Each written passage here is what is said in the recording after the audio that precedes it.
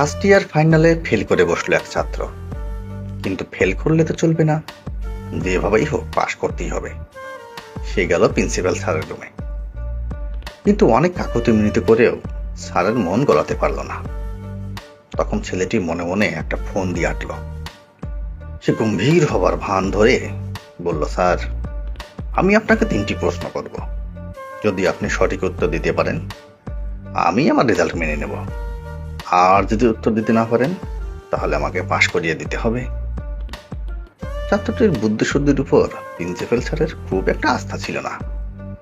এরকম একটা গবেট টাইপের ছেলে কি এমন প্রশ্ন করবে যার জবাব তার মতো অভিজ্ঞ শিক্ষক দিতে পারবে না? তিনি রাজি হলেন। ছাত্রটি একটা হাসি দিয়ে বলল, বলুন তো, কোনটা লিগ্যাল কিন্তু লজিক্যাল না? কোনটা লজিক্যাল তবে লিগ্যাল না? আর কোনটা লিগ্যাল বা লজিক্যাল কোনোটাই না? প্রিন্সিপাল স্যার একেবারে বেকায়দায় পড়ল। ভেবে ভেবে চুল ছিঁড়ে ফেলার অবস্থা। তো সঠিক উত্তর কিছুতেই মাথায় আসছে না।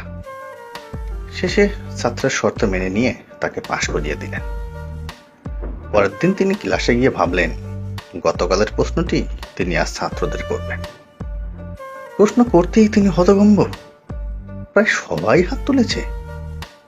তিনি তখন সামনের বেঞ্চে একজন ছাত্রকে বলল, বল দেখি। ছাত্রটি মুচকি হেসে বলল, স্যার, আপনার বয়স 59 আর আপনার স্ত্রীর বয়স 18। এটা লিগ্যাল কিন্তু লজিক্যাল নয়। স্যার তখন ছেলেটিকে তাড়াতাড়ি থামিয়ে দিয়ে বললেন, আরে বস বস হারামজাদা, তোকে আর বলতে হবে না।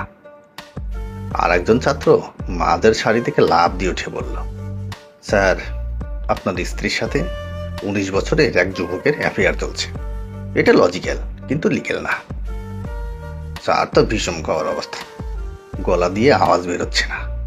কোনো মতে গ্লাস হাতে নিয়ে ডক ডক করে পানি খেলেন। কিন্তু তখনও অবাক হওয়ার আরো বাকি ছিল। লাস্ট বেঞ্চের একজন উঠে বলল, স্যার, আপনার স্ত্রীর বয়ফ্রেন্ড ফাইনাল পরীক্ষা ফেল করার সত্ত্বেও আপনি তাকে পাশ করিয়ে দিয়েছেন। এটা না লজিক্যাল না লিগ্যাল। স্যার মাথা ঘুরে ধপাস করে পড়ে গেল।